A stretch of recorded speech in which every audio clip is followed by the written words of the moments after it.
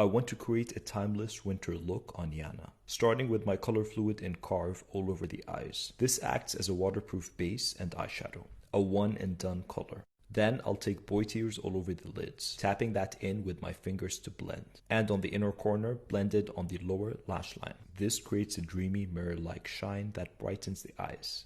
I'm lining her lips with my lip tone pencil in Hush, a creamy blendable caramel nude, keeping the center free. And taking my Manifesto lipstick in Dressed in Roses. This is a tinted matte balm that's hydrating and buildable. I'm building this up from a soft cherry to a deep rose petal color, the perfect winter lip. This is going to keep your lips hydrated because it's a balm, but with a velvety matte finish. I'm also using this as a beautiful blush that has a glow. Buffing this into my brush and applying it on the cheeks, nose, chin, and forehead, giving you a glowy winter flush. And that completes my classic, timeless winter look on Yana, with berry and champagne tones. I'm obsessed.